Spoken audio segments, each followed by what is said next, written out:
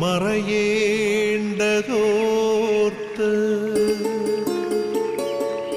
ചന്ദ്രനക്ഷത്രാദികൾ വിതുമ്പുമ്പോൾ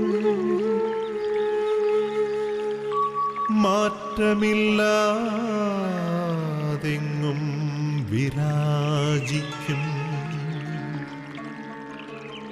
ദൈവമേ, അങ്ങയെ വാഴ്ത്തുന്നു ഞങ്ങൾ. ഉദിച്ചെങ്ങും പ്രഭതൂകും പാരിലെ സൂര്യരശ്മിയേക്കാൾ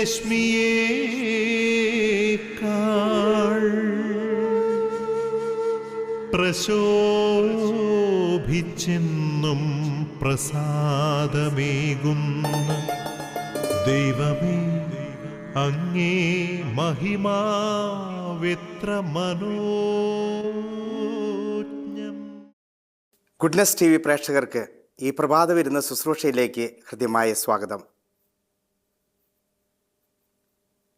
ഇന്ന് ഈ പ്രഭാതത്തിൽ ദൈവം നമ്മെ അനുഗ്രഹിച്ച ഈ പ്രഭാതത്തിൽ ദൈവത്തോട് നമുക്ക് നന്ദി പറയാം. പ്രഭാതം ഒരു പുതിയ ജീവിതമാണ് പ്രദാനം ചെയ്യുന്നത്. നമ്മൾ കഴിഞ്ഞ രാത്രിയിൽ ദൈവം നമ്മെ കാത്തു പരിപാലിച്ചു. പ്രഭാതത്തിൽ പുതിയ സ്വപ്നങ്ങളോടുകൂടെ പുതിയ പ്രകാശത്തിലേക്ക് നമ്മൾ പ്രവേശിച്ചു, ഒരു പുതിയ ജീവനിലേക്ക് നമ്മൾ പ്രവേശിച്ചു. ഓരോ ദിവസവും നമുക്കൊരു പുതിയ ജീവനാണ് നൽകുന്നത്. അപ്പോൾ ഈ പുതിയ ജീവനിലേക്ക് നമ്മൾ പ്രവേശിച്ച ഈ നിമിഷം, ഈ പ്രഭാതത്തിൽ ദൈവത്തോട് നമുക്ക് നന്ദി പറയാം. സർവ്വചരാചരങ്ങളും ദൈവത്തെ സ്തുതിക്കുന്ന ഒരു നിമിഷം, സകല സൃഷ്ടികളും സൃഷ്ടാവിനെ പുകഴ്ത്തുന്ന ഒരു നിമിഷം, നമുക്ക് ദൈവത്തോട് നന്ദി പറഞ്ഞുകൊണ്ട് ആയിരിക്കാനായിട്ട് നമുക്ക് പരിശ്രമിക്കാം.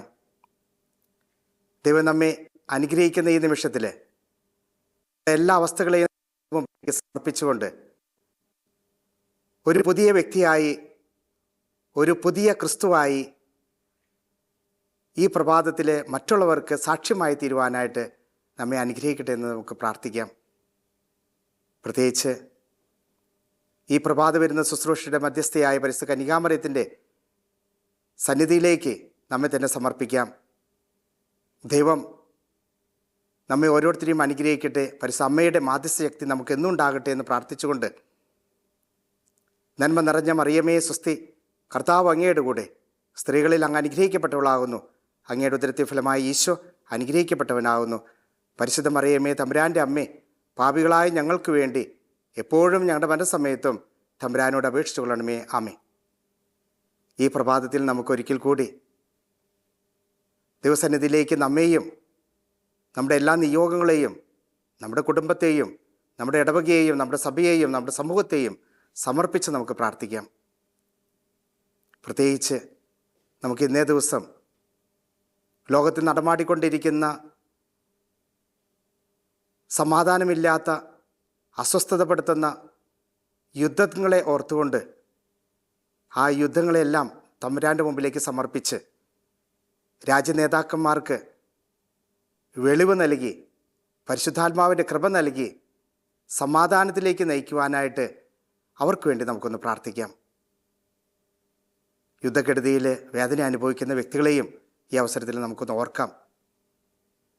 നമുക്കിന്ന് ജീവനുണ്ടെങ്കിൽ സമാധാനത്തിൽ, ശാന്തതയിലായിരിക്കുന്നത് കൊണ്ടാണ്.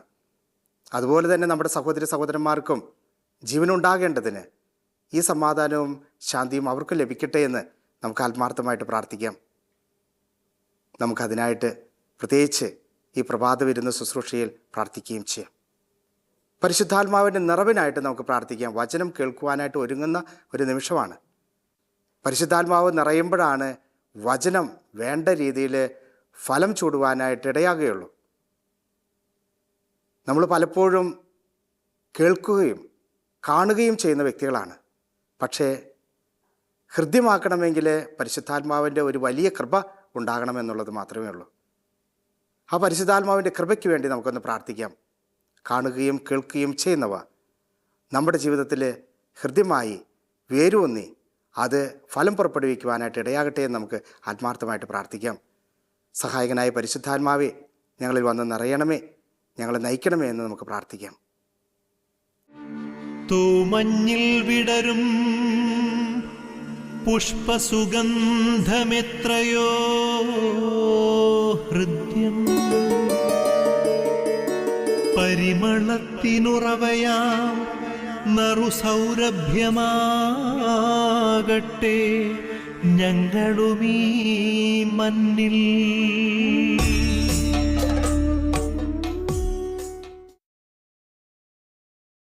ഹെബ്രായർക്ക് എഴുതിയ ലേഖനത്തിൽ 12-ാം അധ്യായം 15-ാമത്തെ തിരുവചനം ഇങ്ങനെ പറയുന്നുണ്ട്: ദൈവകൃപ നഷ്ടപ്പെടാതിരിക്കാൻ ശ്രദ്ധിക്കുവിൻ. വിദ്വേഷത്തിൻ്റെ വേര് വളർന്ന് ഉപദ്രവം ഉണ്ടാകാതിരിക്കാൻ സൂക്ഷിക്കുവിൻ. വിദ്വേഷം മൂലം നമ്മൾ അശുദ്ധരായിത്തീരുന്നു എന്നുള്ളതാണ്. 3 കാര്യങ്ങളാണ് അവിടെ പറയുക. ദൈവകൃപ നഷ്ടപ്പെടാതിരിക്കാൻ സൂക്ഷിക്കണം. വിദ്വേഷത്തിൻ്റെ വേര് വളർന്ന് മറ്റുള്ളവർക്ക് ഉപദ്രവം ഉണ്ടാകാതിരിക്കാനും നമ്മൾ സൂക്ഷിക്കണം. അതൊക്കെ ഉണ്ടാകണമെങ്കിൽ ആദ്യം എന്താ ഉണ്ടാവുക? ആ വിദ്വേഷം നമ്മളിൽ വളർന്ന് നമ്മളെ അശുദ്ധരാക്കി തീർത്തിട്ടുണ്ടാകും. നമ്മളാണ് ആദ്യം വിദ്വേഷത്തിൻ്റെ കാരണമായി തീരുന്നത്. അത് നാശത്തിലേക്ക്, അശുദ്ധിയിലേക്ക് നമ്മളാണ് ആദ്യം പോയിട്ടുണ്ടാവുക. അവിടെ നിന്നാണ് മറ്റുള്ളവരിലേക്ക്, അവിടെ നിന്നാണ് ദൈവകൃപ നഷ്ടപ്പെടുന്നതിലേക്കൊക്കെ നമ്മൾ പോയിട്ടുണ്ടാവുക. അപ്പോൾ നമ്മളിൽ വിദ്വേഷം എന്നുള്ളത് ഉണ്ടാകാതിരിക്കാൻ സൂക്ഷിച്ചാൽ നല്ലത്. കായേൽ ആബേലിൻ്റെ കഥയൊക്കെ നമ്മൾ കേട്ടിട്ടുണ്ടല്ലേ? നമുക്കറിയാം, ഉൽപ്പത്തിയുടെ പുസ്തകത്തിൽ 4-ാം അധ്യായത്തിൽ 3 മുതലുള്ള വചനങ്ങൾ നമ്മൾ കേട്ടിട്ടുള്ളതാണ്. അവിടെ കായേലും ബലിയർപ്പിച്ചു, ആബേലും ബലിയർപ്പിച്ചു. ദൈവത്തിന് ആടിനെയും ഇഷ്ടമാണ്, പച്ചക്കറികളെയും ഇഷ്ടമാണ്, അതായത് പഴവർഗ്ഗങ്ങളൊക്കെ ദൈവത്തിന് ഇഷ്ടമാണ്. പക്ഷേ എന്തുകൊണ്ടാണ് കായേലിൻ്റെ ബലി ദൈവം സ്വീകരിക്കാതെ പോയത്? അവൻ അർപ്പിച്ച വസ്തുക്കളുടെ മേന്മയാണോ, അതോ അർപ്പിച്ച വസ്തുക്കൾ മോശമായതുകൊണ്ടാണോ? എന്താണ് അവൻ്റെ അവിടുത്തെ അവസ്ഥ?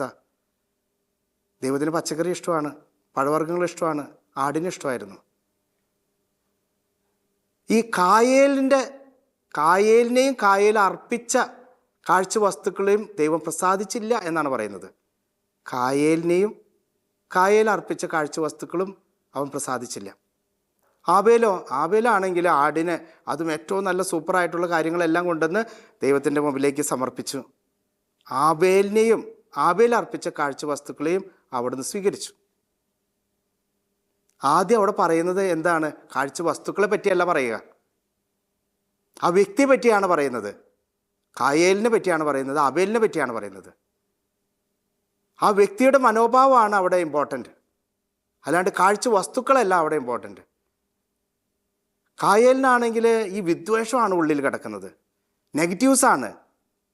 അവൻ്റെ പേഴ്സണാലിറ്റി അല്ലെങ്കിൽ അവൻ്റെ ആറ്റിറ്റ്യൂഡ് ഇതൊക്കെ നഷ്ടപ്പെട്ട് കഴിഞ്ഞു അവനിൽ നിന്ന്. അതുകൊണ്ടാണ് കായേലിന് എല്ലായ്പ്പോഴും ആബേലിനോടുള്ളൊരു ദേഷ്യം ഉണ്ടായിരുന്നത്, വിദ്വേഷം, പക അവനോടുണ്ടായിരുന്നു. ഒരു കാരണം ഇതായിരുന്നു, ദൈവം അവൻ്റെ വസ്തുക്കൾ പ്രസാദിച്ചില്ല. അവൻ്റെ ആറ്റിറ്റ്യൂഡ് കൊണ്ട് തന്നെയാണ് പ്രസാദിക്കാതിരുന്നത്. അപ്പോൾ അവനിലുണ്ടായിരുന്ന അടുത്തൊരു ആറ്റിറ്റ്യൂഡാണ് ആബേലിനെ വകവരുത്തുക എന്നുള്ളത്. ആബേലിൻ്റെ കാഴ്ച വസ്തുക്കൾ സ്വീകരിച്ചിട്ടുണ്ടെങ്കിൽ എന്തുകൊണ്ട് സ്വീകരിച്ചില്ല? അതുകൊണ്ട് ആബേൽ വേണ്ട. നമ്മളിലുള്ള വിദ്വേഷം ഇങ്ങനെ തന്നെയല്ലേ പോകുന്നത്? നമ്മുടെ കുടുംബത്തെ ഒന്ന് എടുത്തു നോക്കിയേ. 2 മക്കളുണ്ടെങ്കിൽ അവിടെ തന്നെ 2 തല്ലായി. ഒരു അമ്മയിൽ നിന്ന് ജനിച്ചവരായിരിക്കാം, പക്ഷേ വിദ്വേഷം മൂലം 2 തലങ്ങളിലാണ്. വിദ്വേഷം കൊണ്ടാണ് പലപ്പോഴും ഇത്തരത്തിലുള്ള കുടുംബത്തിലെ ശിഥിലങ്ങൾ ഉണ്ടാകുന്നത്, ഐക്യമില്ലാതിരിക്കുന്നത്. വിദ്വേഷം പടർന്ന് പന്തലിക്കുക. അവിടെ എന്താ ഉണ്ടാവാതിരിക്കുന്നത്? ദൈവകൃപ നഷ്ടപ്പെട്ടു. ആദ്യം എന്നിലാണ്, അത് കഴിഞ്ഞിട്ട് മറ്റുള്ളവരിലേക്ക് ആ വിദ്വേഷം പകർന്നു കൊടുക്കുന്നത്. തന്നിലുള്ള വിദ്വേഷത്തെ മറ്റുള്ളവരിലേക്ക് പകർന്നു കൊടുക്കാനായിട്ട് നമ്മൾ തയ്യാറാവുകയാണ് ചെയ്യുന്നത്. തന്നിലുള്ള വിദ്വേഷത്തെ മറ്റുള്ളവരിലേക്ക് പകരുകയാണ് ചെയ്യുന്നത്. അപ്പോൾ നമ്മളിൽ ആദ്യം വിദ്വേഷത്തിൻ്റെ കണികൾ വേരൂന്നി കഴിഞ്ഞാൽ അത് മറ്റുള്ളവരിലേക്ക് ഉപദ്രവങ്ങൾ ഉണ്ടാക്കുന്നു എന്നാണ് പറയുന്നത്. എന്നിലാണ് വേര് വളർന്നിരിക്കുന്നത്. ആ വേര് ആഴങ്ങളിലേക്ക് പോയി മറ്റുള്ളവർ ഉപദ്രവിക്കാനായിട്ടിടയാകുന്നു. ഒരു കൊച്ച് കഥ കേട്ടിട്ടുണ്ട്. ഈ കഥ എങ്ങനെയാണ്? അതായത് ഒരു ആലും ഒരു പുല്ലും വളർന്നു നിൽക്കുക. ഈ ആലിൻ്റെ ഒരു അഹങ്കാരം ഉണ്ടല്ലോ, പുല്ലിനോട് പറയുക, എത്ര കൊടുങ്കാറ്റ് വീശിയാലും ഞാൻ ഇളകുകയില്ല. കാരണം എൻ്റെ വേര് അതുമാത്രം ആഴങ്ങളിലേക്കും പടർന്നൊക്കെ പോയിരിക്കുക. അപ്പോൾ അതുകൊണ്ട് എത്ര കൊടുങ്കാറ്റ് വീശിയാലും ഞാൻ വീഴില്ല. നിൻ്റെ കാര്യം കഥ പോക്ക. ഞാൻ വർഷങ്ങളോളം ജീവിക്കാം, പക്ഷെ നിൻ്റെ കാര്യം പോക്ക. നീ ഒരു വെയിലേറ്റ് കഴിഞ്ഞാൽ അത് വാടിപ്പോ. അപ്പോൾ ഈ ആലിൻ്റെ ഒരു അഹങ്കാരമായിരുന്നു. ആലിൻ്റെ അഹങ്കാരത്തിന് വേരൊക്കെ നന്നായിട്ട് വളർന്നിട്ടുണ്ടായിരുന്നു. പക്ഷെ തന്നാലാകുന്ന രീതിയിലാണ് ഈ പുല്ല് പ്രതികരിച്ചതെന്ന് പറയണേ. എനിക്ക് ഇത്രയേ ഉള്ളൂ ജീവിതം, എനിക്ക് കൊച്ചു ജീവിതമുള്ളൂ. അതാണെങ്കിൽ കാറ്റും കോളും വരാണെങ്കിൽ ഞാൻ ഒന്ന് കുനിഞ്ഞു കൊടുക്കുള്ളൂ. അങ്ങനെ ഒരു ദിവസം വലിയ കൊടുങ്കാറ്റുണ്ടായി. ഈ കൊടുങ്കാറ്റ് ആഞ്ഞടിച്ചപ്പോൾ ഈ ആലിന് പിടിച്ചു നിൽക്കാനായിട്ട് സാധിച്ചില്ല എന്നാണ് പറയുന്നത്. ഈ ആലിനെ ഒടിച്ചിട്ടു. കാര്യം വേരൊക്കെ താഴേക്കുണ്ടായിരുന്നു, മറ്റുള്ളവനെ ഉപദ്രവിക്കുന്ന രീതിയിലൊക്കെ വേരുകളൊക്കെ ഉണ്ടായിരുന്നു. പക്ഷേ ഈ ആലിനെ ഒടിച്ചിട്ടു. അപ്പോൾ പുല്ല് തല ഉയർത്തി നോക്കി എന്താ ഉണ്ടായെന്ന്. അപ്പോൾ ആല് പറഞ്ഞു, എനിക്ക് പിടിച്ചു നിൽക്കാനായിട്ട് സാധിച്ചില്ല, വലിയ കൊടുങ്കാറ്റായിരുന്നു, അതുകൊണ്ട് ഞാൻ നിലം പതിച്ചു. പുല്ല് പറഞ്ഞു, ഈ കൊടുങ്കാറ്റിൽ ഞാൻ പയ്യെ ഒന്ന് കുനിഞ്ഞു കൊടുത്തേ ഉള്ളൂ, ആ കൊടുങ്കാറ്റ് ആ വഴിക്കാ പോയി. ഞാനിപ്പോൾ തല ഉയർത്തി നോക്കാം നിന്നെ, നീ എവിടെയാണെന്നുള്ളത്. എനിക്ക് കൊച്ചായുസേ ഉള്ളൂ. ആ കൊച്ചായുസിൽ എനിക്കുള്ളത് എന്താ? വിനയമാണ്, എളിമയാണ്. ഒന്ന് കുനിഞ്ഞു നിന്ന് ആ കൊടുങ്കാറ്റ് വന്നപ്പോൾ അത് അതിൻ്റെ മുകളിൽ കൂടെ പോയി. നിനക്കൊന്ന് കുനിയാമായിരുന്നില്ലേ? നീ രക്ഷപ്പെടുമായിരുന്നല്ലോ എന്നെപ്പോലെ. നീ എന്തിനാ അഹങ്കരിച്ച്? പ്രിയപ്പെട്ടവർ, പലപ്പോഴും ഈ വിദ്വേഷം വളരുന്നത് അഹങ്കാരത്തിൽ നിന്നാണ്, സ്വാർത്ഥതയിൽ നിന്നാണ്. കായേലിൻ്റെ കഥ നമ്മൾ കേട്ടപ്പോൾ കായേലിന് ഈ സ്വാർത്ഥത കൂടി വന്നു, ഈ അഹങ്കാരം കൂടി.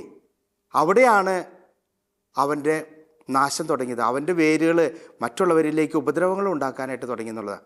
വിദ്വേഷത്തിൻ്റെ ഉപദ്രവങ്ങൾ മറ്റുള്ളവരിലേക്ക് എത്തിക്കാനായിട്ട് തുടങ്ങി. അത് തന്നിൽ ആദ്യം ഉണ്ടായതിന് ശേഷമാണ് മറ്റുള്ളവരിലേക്ക് ഇത് വ്യാപിക്കാനായിട്ട് തുടങ്ങിയത് എന്നുള്ളതാണ്. ഇത് നഷ്ടപ്പെടുമ്പോൾ, ദൈവകൃപ നഷ്ടപ്പെടുമ്പോൾ നമുക്ക് ഈ വിദ്വേഷം വളരുവാനായിട്ട് ഇടയാകുന്നു എന്നുള്ളതാണ്. പ്രിയപ്പെട്ടവരെ, നമുക്ക് ആവശ്യമായിട്ടുള്ളത് സ്വാർത്ഥതയല്ല, അഹങ്കാരമല്ല, എളിമയാണ്, വിനയമാണ് എന്നുള്ളതാണ്. നമുക്കറിയാലോ, നമുക്ക് ദാവീദിൻ്റെ ഉപമയിലൂടെ നമ്മൾ കടന്നു പോകുമ്പോൾ നമുക്കറിയാം, ദാവീദ് ഒരു മറ്റുള്ള 7 മക്കളെയൊക്കെ വെച്ചിട്ട് നോക്കുകയാണെങ്കിൽ ഇവനാണ് ഏറ്റവും ചീപ്പ്. അവൻ്റെ അപ്പൻ പറഞ്ഞു, ദൈവത്തിൻ്റെ മുമ്പിൽ വന്നിട്ട് പറഞ്ഞു, ഇത് ഇവൻ ഏറ്റവും മിടുക്കൻ. ഒന്നാമത്തെ വിളിച്ചു കൊണ്ടുവന്നിട്ട് പറഞ്ഞു, മിടുക്കൻ, MBA പഠിച്ചിട്ടുണ്ട്, LLB പഠിച്ചിട്ടുണ്ട്, മിടുക്കനാണ്. ദൈവം പറഞ്ഞു, മാറ്റി നിർത്ത്, ഇവന് രാജാവാന് യോഗ്യതയില്ല. അടുത്തവനെയും കൊണ്ടുവന്നു, അവന് MBBS പഠിച്ചിട്ടുണ്ട്, MD എടുത്തിട്ടുണ്ട്, അവനെയും മാറ്റി നിർത്തിക്കോ. 7 പേരെയും മാറ്റി നിർത്തി കഴിഞ്ഞിട്ട് ഇനി ഒരെണ്ണമുണ്ടല്ലോ എന്ന് ചോദിക്കുമ്പോൾ ഈ അപ്പം പറയാം, അതേതോ കാട്ടിലോ അല്ലെങ്കിൽ ആ ആടിൻ്റെ കൂട്ടത്തിലോ പശുവിൻ്റെ കൂട്ടത്തിലൊക്കെ ഉണ്ടാകുമായിരിക്കാം. അവനെ ഇങ്ങോട്ട് വിളിക്കാൻ പറഞ്ഞു. അവനെ വിളിച്ചു കൊണ്ടുവന്നിട്ട് അവൻ്റെ മേലെ തൈലാഭിഷേകം നടത്താൻ പറഞ്ഞു. ഇവനാണ് ഇസ്രായേലിനെ നയിക്കുവാനായിട്ടുള്ള രാജാവ് എന്ന് പറയുകയാണ് ചെയ്യുന്നത്. എളിമയുള്ളവരെ അവിടുന്ന് ഉയർത്തി, അഹങ്കാരികളെ അവിടുന്ന് തകിടം മറിച്ചു. ഒന്ന് ചിന്തിച്ചു നോക്കിയേ, എളിമയുണ്ടെങ്കിൽ ഉയർത്തുവാനായിട്ട്. അവൻ എത്ര നീചനായിക്കൊള്ളട്ടെ, എത്ര ഉപകാരമില്ലാത്ത പഠിപ്പില്ലാത്തവനായിക്കോട്ടെ, അവിടെ നിന്നാണ് അവരെ ഉയർത്തിയത്. നമ്മുടെ ആദ്യത്തെ മാർപ്പാപ്പ അത്ര വലിയ MBBS അല്ലെങ്കിൽ തിയോളജി ഡിഗ്രി ഒന്നും പഠിച്ചിട്ടുണ്ടാവില്ല, പക്ഷേ അവനെ ഉയർത്തി. ആ മുക്കുവിനെ ഉയർത്തി സഭയുടെ പ്രഥമ മാർപ്പാപ്പയായിട്ട് ഉയർത്തി. അറിവോ പാണ്ഡിത്യമോ അല്ല, മറിച്ച് എളിമയാണ് അവിടെ ആവശ്യമായിട്ടുള്ളത്. യൂദാസ് അന്ന് ദൈവത്തിൻ്റെ മുമ്പിൽ ഒന്ന് പശ്ചാത്തപിച്ചിട്ടുണ്ടായിരുന്നുവെങ്കിൽ യൂദാസ് ആയിരുന്നേനെ എന്ന് നമ്മുടെ മാർപ്പാപ്പ. കാരണം എളിമപ്പെടാനായിട്ട് യൂദാസിന് സാധിച്ചില്ല എന്നുള്ളതാണ്. പത്രോസ് ഇതുപോലെ തന്നെ തിന്മ ചെയ്തു, ദൈവത്തിനെ തള്ളിപ്പറഞ്ഞു, യേശുവിനെ തള്ളിപ്പറഞ്ഞു, തൻ്റെ ഗുരുവിനെ തള്ളിപ്പറഞ്ഞപ്പോൾ പത്രോസിന് മനസ്സിലായി, ബോധ്യം വന്നു താൻ ചെയ്തത് തെറ്റായിപ്പോയി എന്നുള്ളത്. അവസാന നിമിഷം വരെ, അദ്ദേഹത്തിൻ്റെ ജീവിതത്തിൻ്റെ അവസാന നിമിഷം വരെ അത് പശ്ചാത്തപിച്ചുകൊണ്ടേയിരുന്നു എന്നുള്ളതാണ്. താൻ തെറ്റ് ചെയ്തു പോയി എന്നുള്ള ആ ഒരു ബോധ്യത്തിൽ അവൻ ജീവിച്ചു. പശ്ചാത്തപിച്ചു, പാവബോധം അവനുണ്ടായി. അവൻ അവിടെ എളിമപ്പെട്ടു. തമ്പുരാൻ്റെ മുമ്പിൽ വന്ന് അവൻ എളിമപ്പെടുകയാണ് ചെയ്യുന്നത്. തോമാസ് ലേഹിയും അതുപോലെ തന്നെയാണ്. ഒരാഗ്രഹം ഉണ്ടായിരുന്നുള്ളൂ, യേശുവിനെ കാണണം. മറ്റുള്ളവൻ കണ്ട പോലെ തന്നെ, തന്നോട് കൂടെ ഉണ്ടായിരുന്ന സ്ലേഹന്മാർ കണ്ടതുപോലെ തന്നെ എനിക്കും കാണണം എന്നൊരു ആഗ്രഹമാണ് ഉണ്ടായിരുന്നത്. സംശയമല്ല, ആഗ്രഹം ഉണ്ടായിരുന്നു. അവർ കണ്ടിട്ടുണ്ടെങ്കിൽ എനിക്കും എൻ്റെ യേശുവിനെ കാണണം. ആഗ്രഹത്തിൻ്റെ പുറത്താണ് വാശി പിടിച്ചത്. ദൈവം അവനെ കാണിച്ചു കൊടുത്തു. ഒരു വലിയ വിശ്വാസ പ്രഖ്യാപനം അവിടെ നടത്തുകയാണ്, എൻ്റെ പിതാവ്, എൻ്റെ കർത്താവ്, എൻ്റെ ദൈവമേ എന്ന് പറഞ്ഞുകൊണ്ട്. അതുമാത്രം അത്ര വലിയൊരു വിശ്വാസ പ്രഖ്യാപനം അവിടെ നടത്തുകയാണ് ചെയ്യുന്നത്. അങ്ങനെ ഓരോ ഇല്ലാത്തവരെ, അറിവോ പാണ്ഡിത്യമോ ഇല്ലാത്ത വ്യക്തികളെ ഓരോരുത്തരെയും ദൈവം വളർത്തിക്കൊണ്ടുവരികയാണ് ചെയ്യുന്നത്. അഹങ്കാരികളെയല്ല, എളിമപ്പെട്ടവരെ, എളിയവരെ അവിടുന്ന് വളർത്തി. മറിയത്തിൻ്റെ സ്വസ്ത്രഗീതത്തിൽ നമ്മൾ കേൾക്കുന്നുണ്ട്, അവിടുന്ന് എളിയവരെ വളർത്തി, അഹങ്കാരികൾ അവിടുന്ന് തകിടം മറിച്ചു എന്നാണ് പറയുക. പ്രിയപ്പെട്ടവരെ, ഈ എളിമയോടെ ജീവിക്കുമ്പോഴാണ് ദൈവകൃപയിൽ ജീവിക്കുന്ന വ്യക്തികളായിട്ട് നമ്മൾ മാറുകയുള്ളൂ. നമുക്ക് ആ ദൈവകൃപയിൽ ജീവിക്കുവാനായിട്ട് സാധിക്കട്ടെ. ദൈവകൃപ നഷ്ടപ്പെടുമ്പോഴാണ് വിദ്വേഷത്തിൻ്റെ വലിയ വലിയ ചിന്തകൾ നമ്മുടെ മനസ്സിലേക്ക് കടന്നു വരിക. അവിടെ ഉപദ്രവം മറ്റുള്ളവർക്കെതിരായിട്ടുണ്ടാകുന്നു. നമ്മളിൽ ആദ്യം ഉണ്ടായതിനു ശേഷം മറ്റുള്ളവരിലേക്ക് അത് വ്യാപിക്കുകയാണ്. നമ്മുടെ വിശുദ്ധി നഷ്ടപ്പെടുന്നു എന്നുള്ളതാണ്. വിശുദ്ധരായി തീരുവാനായിട്ട് നമുക്ക് പരിശ്രമിക്കാം. ദൈവകൃപയിൽ ജീവിക്കുവാനായിട്ട് നമുക്ക് പരിശ്രമിക്കാം. ആബാ പിതാവേ, സ്നേഹാഗ്നിയാൽ ജ്വലിക്കട്ടെ മക്കളാ ഞങ്ങളെല്ലാം.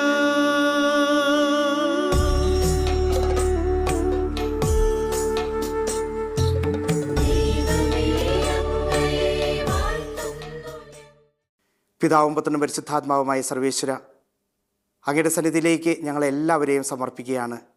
പ്രത്യേകിച്ച് ഈ വചനം കേൾക്കുന്ന എല്ലാ വ്യക്തികളെയും, ഈ ശുശ്രൂഷയിൽ പങ്കെടുക്കുന്ന എല്ലാ വ്യക്തികളെയും, അവരുടെ എല്ലാ നിയോഗങ്ങളെയും ഞങ്ങൾ സമർപ്പിച്ച് പ്രാർത്ഥിക്കുന്നു. യേശുവെ, അനുഗ്രഹിച്ച് ആശീർവദിക്കണമേ. പ്രത്യേകിച്ച് ഞങ്ങൾ അറിയുന്ന എല്ലാ നിയോഗങ്ങളെയും അങ്ങയുടെ തിരുസന്നിധിയിലേക്ക് സമർപ്പിക്കുകയാണ്. ഞങ്ങളോട് പ്രാർത്ഥനാ സഹായം ചോദിച്ചിട്ടുള്ള എല്ലാ വ്യക്തികളെയും, അവരുടെ നിയോഗങ്ങളെയും അങ്ങയുടെ സന്നിധിയിലേക്ക് ഞങ്ങൾ സമർപ്പിക്കുന്നു. യുദ്ധക്കെടുതിയിലായിരിക്കുന്ന ഓരോ വ്യക്തികളെയും, അതിനായിട്ട് കാരണങ്ങളായി തീർന്നിരിക്കുന്ന രാജ്യ നേതാക്കന്മാരെയും, അതിനായിട്ട് പ്രവർത്തിക്കുന്ന ഓരോ വ്യക്തികളെയും യേശുവെ, നിൻ്റെ വലിയ സ്പർശനം വഴിയായി, നിൻ്റെ വലിയ ഇടപെടൽ വഴിയായി അവരെല്ലാവരെയും നന്മയിലേക്ക് കൊണ്ടുവരാനായിട്ട്, സമാധാനത്തിലേക്ക് കൊണ്ടുവരാനായിട്ട് ഇടയാക്കണമെന്ന് പ്രാർത്ഥിക്കുന്നു. ഞങ്ങളുടെ കുടുംബങ്ങളുടെ നിയോഗങ്ങളെ സമർപ്പിക്കുന്നു. ഞങ്ങളുടെ വ്യക്തിപരമായ നിയോഗങ്ങളെ, ഞങ്ങളുടെ എല്ലാ ആഗ്രഹങ്ങളെ, അഭിലാഷങ്ങളെയും ഞങ്ങൾ സമർപ്പിക്കുകയാണ്. യേശുവെ, ഞങ്ങളെ അനുഗ്രഹിക്കണമേ. ഞങ്ങളുടെ മാതാപിതാക്കന്മാരെ, ഗുരുഭൂതരെ, ഞങ്ങളുടെ ഗുരുജനങ്ങളെല്ലാവരെയും ഞങ്ങൾ സമർപ്പിച്ച് പ്രാർത്ഥിക്കുന്നു. പ്രത്യേകിച്ച് പൂർവികരെ ഞങ്ങൾ സമർപ്പിക്കുകയാണ്. ഞങ്ങളിൽ നിന്ന് മരണം മൂലം ഏർപ്പെട്ടു പോയ എല്ലാവരെയും ഈ നിമിഷം ഞങ്ങൾ ഓർക്കുന്നു. അവരിലൂടെയാണ് ഞങ്ങളും ഇന്നും ജീവിക്കുന്നത്. അവരില്ലെങ്കിൽ ഞങ്ങളില്ല എന്നുള്ളതാണ്. യേശുവെ, ഇന്ന് അങ്ങയുടെ സന്നിധിയിലേക്ക് എത്തിച്ചേരുവാനായിട്ട് അവരും ആഗ്രഹിക്കുന്നു. മരണം മൂലം ഏർപ്പെട്ടു പോയ എല്ലാവരെയും ഞങ്ങൾ സമർപ്പിച്ച് പ്രാർത്ഥിക്കുകയാണ്. ശുദ്ധീകരണ സ്ഥലത്ത് ആത്മാക്കളെയും ഞങ്ങൾ പ്രത്യേകമായിട്ട് ഓർക്കുകയും അവർക്ക് നിത്യജീവൻ പ്രദാനം ചെയ്യട്ടെ എന്ന് ഞങ്ങൾ പ്രാർത്ഥിക്കുന്നു. മാരക രോഗങ്ങളാൽ വേദന അനുഭവിക്കുന്ന എല്ലാ മക്കളെയും, രോഗങ്ങളാൽ വേദന അനുഭവിക്കുന്ന ആശുപത്രിയിലും ഭവനങ്ങളിലുമായിരിക്കുന്ന എല്ലാ വ്യക്തികളെയും ഞങ്ങൾ പ്രത്യേകമായി സമർപ്പിക്കുന്നു. മക്കളില്ലാതെ വേദന അനുഭവിക്കുന്ന ദമ്പതികളെ, അതുപോലെ തന്നെ ഡൈവോഴ്സിൻ്റെ വക്കിലായിരിക്കുന്ന എല്ലാ ദമ്പതികളെയും യേശു അങ്ങയുടെ സന്നിധിയിലേക്ക് ഞങ്ങൾ സമർപ്പിക്കുന്നു. മാതാപിതാക്കന്മാരെ നഷ്ടപ്പെട്ട മക്കളുണ്ട്, മക്കളെ നഷ്ടപ്പെട്ട മാതാപിതാക്കന്മാരുണ്ട്. അവരെല്ലാവരെയും ഞങ്ങൾ സമർപ്പിക്കുകയാണ്. യേശു, അവരെ ഓരോരുത്തരെയും അനുഗ്രഹിക്കണമേ. മക്കളെ നൽകി അനുഗ്രഹിക്കണമേ. സമാധാനം നൽകി അനുഗ്രഹിക്കണമേ. ജോലി നൽകി അനുഗ്രഹിക്കണമേ. സാമ്പത്തിക കടബാധകൾ മാറ്റിക്കൊണ്ട് അവരെ ഓരോരുത്തരെയും അനുഗ്രഹിക്കണമേ എന്ന് ഞങ്ങൾ പ്രാർത്ഥിക്കുന്നു. യേശുവെ, ഓരോരുത്തരെയും അനുഗ്രഹിച്ചുകൊണ്ട്, അവരോരോരുത്തരെയും ദൈവസന്നിധിയിലേക്ക് ആകർഷിച്ചുകൊണ്ട് ദൈവിക വക്താക്കളായി ഓരോരുത്തരെയും മാറണമേ എന്ന് ഞങ്ങൾ പ്രാർത്ഥിക്കുകയാണ്. സ്വർഗത്തിൻ്റെ വാതിലുകളായി ഓരോരുത്തരും മാറുവാനായിട്ട് ഇടയാക്കണമേ. അങ്ങ് സ്വർഗത്തിൻ്റെ വാതിലാണെന്ന് ഞങ്ങൾക്കറിയാം. ഞങ്ങൾ ഓരോരുത്തരും മറ്റുള്ളവർക്ക് സ്വർഗീയ വാതിലായി തീരുവാനായിട്ട് ഇടയാക്കണമേ. പരിശുദ്ധ അമ്മയുടെ മാധ്യസ്ഥ ഞങ്ങൾ അപേക്ഷിക്കുകയാണ്. സകല മാലാഖമാരുടെ മാധ്യസ്ഥ അപേക്ഷിക്കുകയാണ്. സകല വിശുദ്ധരെയും ഈ അവസരത്തിന് ഞങ്ങൾ ഓർക്കുന്നു. ഞങ്ങളുടെ പേരിന് കാരണബോധനായ വിശുദ്ധയെ ഞങ്ങൾ ഓർക്കുകയാണ്. ഞങ്ങളുടെ ഇടവക മധ്യസ്ഥനെ ഞങ്ങൾ ഓർക്കുന്നു. ഞങ്ങളുടെ ഇടവക ജനങ്ങളെ ഞങ്ങൾ സമർപ്പിച്ച് പ്രാർത്ഥിക്കുന്നു. ഞങ്ങളുടെ വികാരിയച്ഛനെ സമർപ്പിച്ച് പ്രാർത്ഥിക്കുന്നു. യേശുവെ, ഞങ്ങളുടെ എല്ലാ നിയോഗങ്ങളെയും സമർപ്പിച്ചുകൊണ്ട് ആ ത്രിത്വിക ദൈവത്തിൻ്റെ സന്നിധിയിലേക്ക് ഞങ്ങളെ തന്നെ പൂർണ്ണമായി സമർപ്പിക്കുന്നു.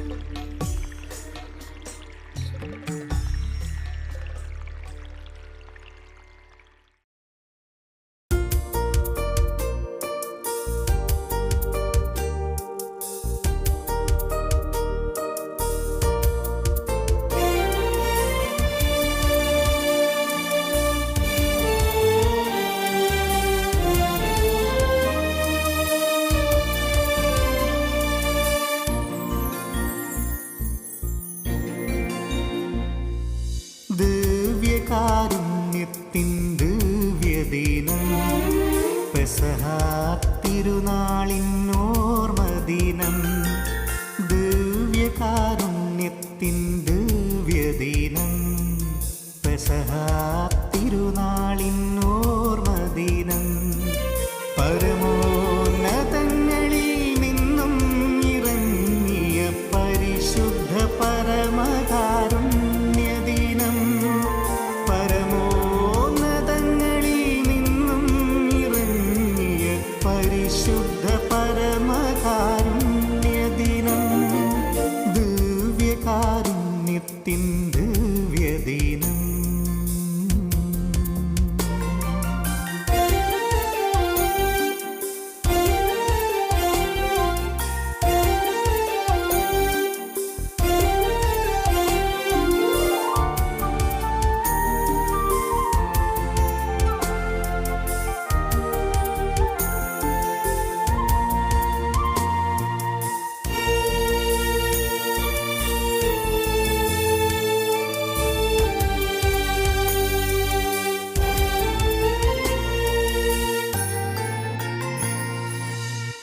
തിരുവോസ്തിരൂപൻ നാവിലലിയും നേരമിതിൽ ഞാൻ സ്വർഗീയ സന്തോഷധാരയിൽ ധന്യരായി മാറിടുമീ നിമിഷം. ഞാൻ സ്വർഗീയ സന്തോഷധാരയിൽ ധന്യരായി മാറിടുമീ നിമിഷം. സ്നേഹക്കുദാശയെന്നിൽ ചൊരിയണമേ, ജീവൻ നൽകുന്ന സ്നേഹം പകരേണമേ. നിന്റെ മാറിൽ നിന്നു മുഴുകുന്ന സ്നേഹം. ദിവ്യകാരുണ്യത്തിൻ ദിവ്യദിനം, പെസഹ തിരുനാളിൻ ഓർമ്മദിനം.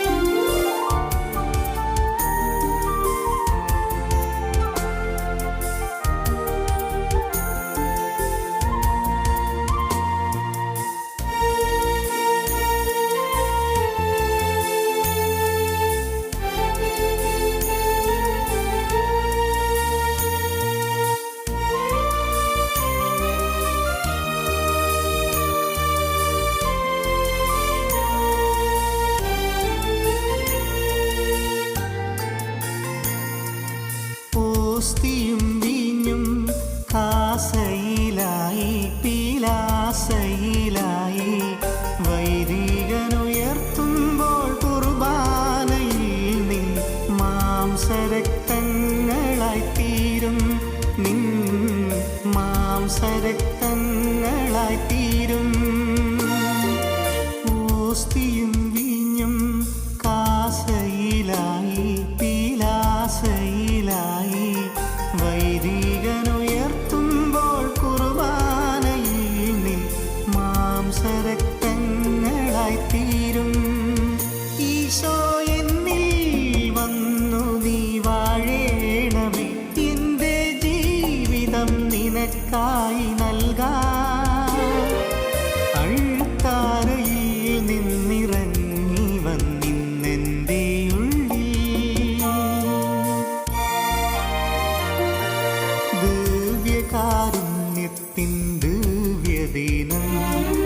പെസഹ തിരുനാളിൻ ഓർമ്മദിനം പരമോന്നതങ്ങളിൽ നിന്നും ഇറങ്ങിയ പരിശുദ്ധ പരമകാരുണ്യദിനം,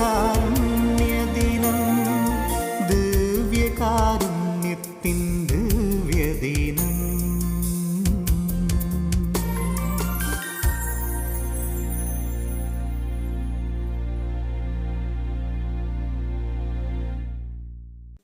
സഭയോട് ചേർന്ന്, പരിശുദ്ധ പാപ്പായോട് ചേർന്ന്, കർദിനാൾമാരോടും സകല മെത്രാന്മാരോടും മെത്രാപൊലിത്തന്മാരോടും ചേർന്ന്, സകല വൈദികരോടും സമർപ്പിതരോടും ചേർന്ന് ആ ത്രിത്വിക ദൈവത്തിൻ്റെ അനുഗ്രഹം നിങ്ങളെല്ലാവരിലും ഉണ്ടാകട്ടെ എന്ന് പ്രാർത്ഥിച്ചുകൊണ്ട് നമ്മുടെ കർത്താവ് യേശു മിശിഹായുടെ കൃപയും പിതാവായ ദൈവത്തിൻ്റെ സ്നേഹവും പരിശുദ്ധാത്മാവിൻ്റെ സഹവാസവും നാം എല്ലാവരോടും കൂടി ഉണ്ടായിരിക്കട്ടെ, ഇപ്പോഴും എപ്പോഴും എന്നേക്കും.